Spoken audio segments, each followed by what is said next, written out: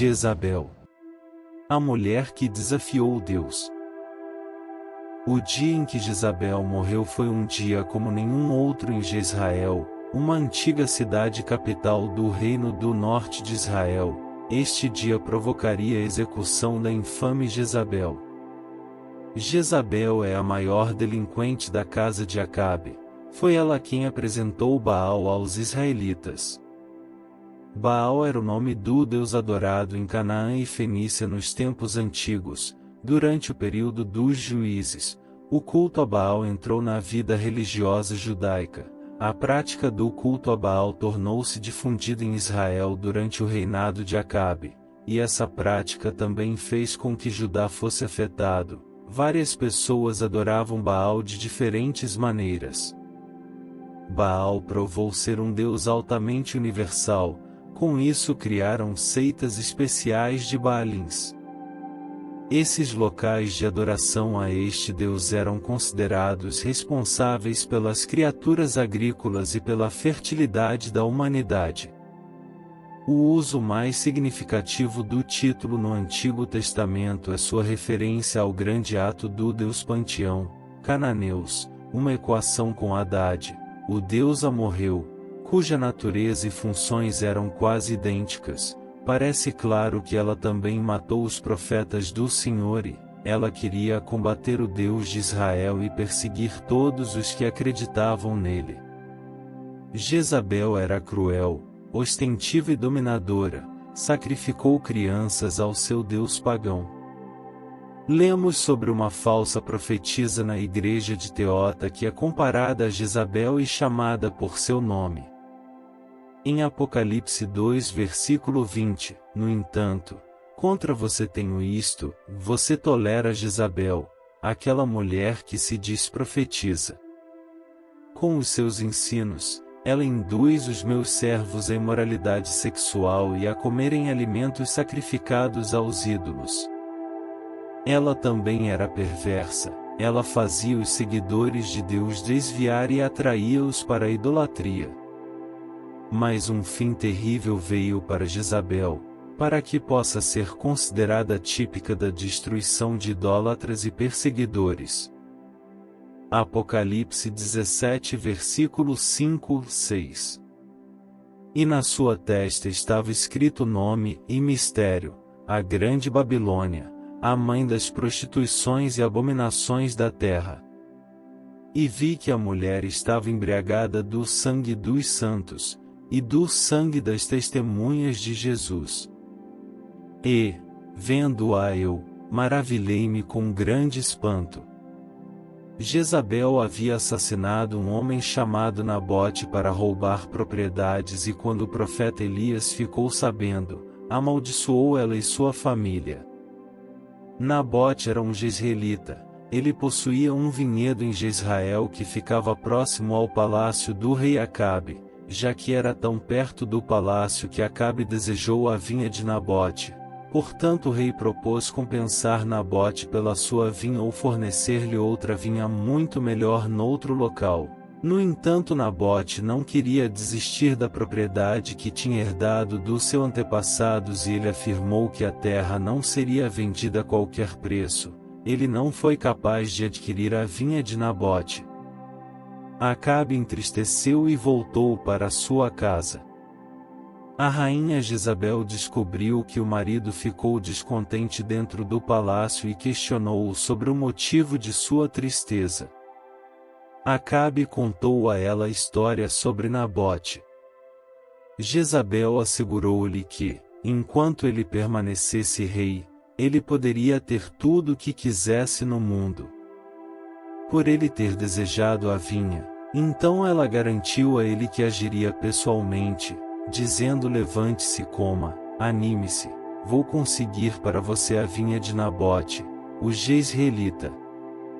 1 Reis 21 versículo 7. Jezabel então avançou fazendo os preparativos necessários para se livrar de Nabote.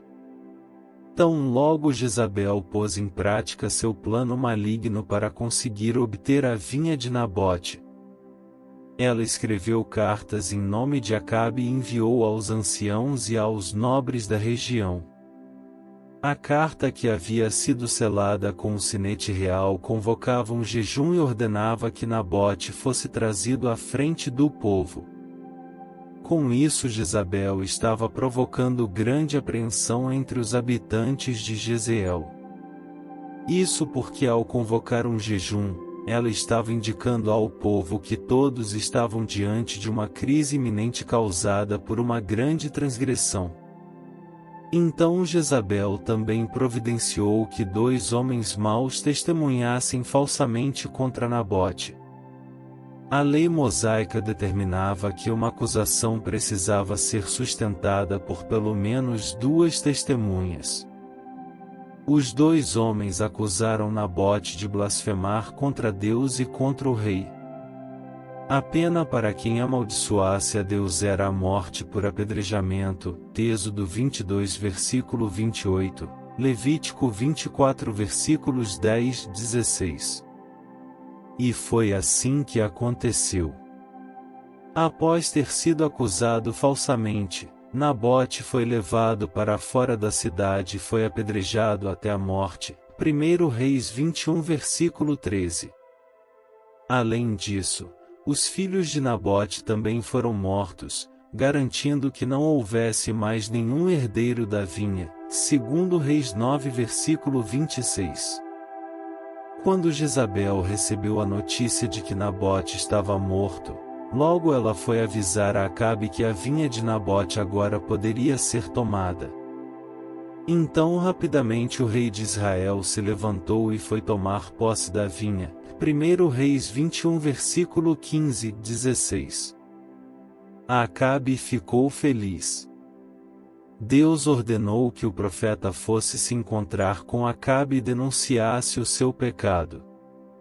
Através do profeta, Deus anunciou que no mesmo lugar em que os cães lamberam o sangue de Nabote, também lamberiam o sangue de Acabe, bem como Jezabel também seria devorada por cães dentro dos muros de Jezreel.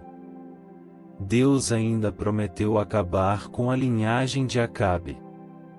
Deus falou que o mesmo que aconteceu com a casa de Jeroboão, haveria de acontecer com a casa de Acabe. Quem morresse na cidade seria comido por cães, e quem morresse no campo seria comido pelas aves do céu. 1 Reis 21, 22, 14, 11.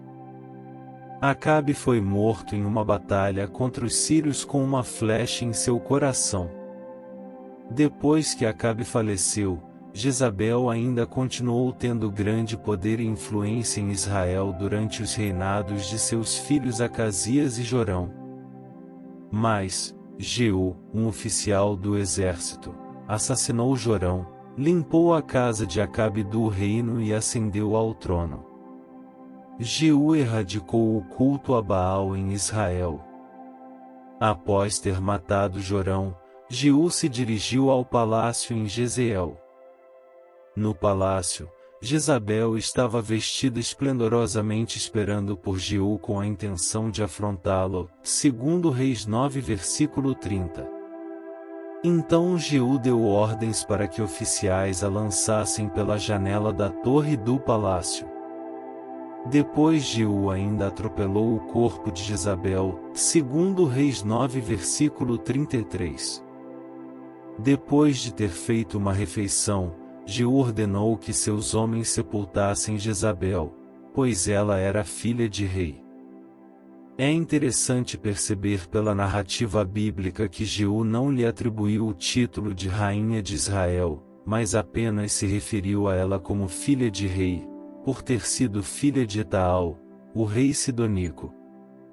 Mas quando foram sepultar a esposa de Acabe, os homens de Jeú encontraram apenas seu crânio, seus pés e suas mãos. Sua carne havia sido devorada por cães, 2 Reis 9 versículo 36. Vale lembrar que os cães também figuraram na morte de Acabe. Eles lamberam o sangue do rei que ficou no carro quando foi mortalmente ferido, 1 Reis 22 versículo 38. A morte de Jezabel havia sido profetizada pelo profeta Elias, e se cumpriu exatamente conforme a profecia, e também acerca de Jezabel falou o Senhor, dizendo: os cães comerão a Jezabel junto ao antemuro de Jezreel. 1 Reis 21 versículo 23.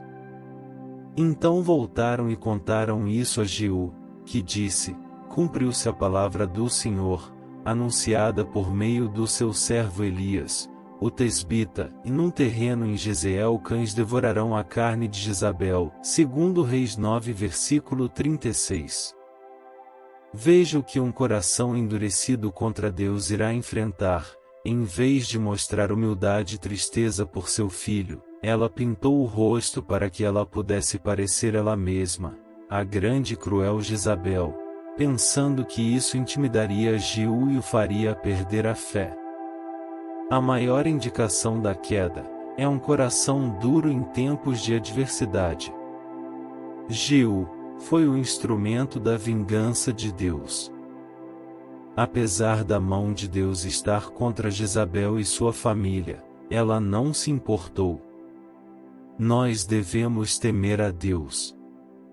Jezabel foi movida por seus próprios desejos egoístas e suas crueldades. Sua morte foi vergonhosa e terrível. A Bíblia relata que ela foi jogada da janela e então os cavalos que estavam lá ficaram todos cobertos de sangue e pisaram nela enquanto ela ainda estava viva. Esta foi a maneira mais vergonhosa pela qual ela poderia ter sido condenada à morte. Testemunhou a destruição do seu próprio orgulho e de sua crueldade. Espero que você tenha gostado desse vídeo. Se inscreva e deixe seu comentário. Deus abençoe você e sua família.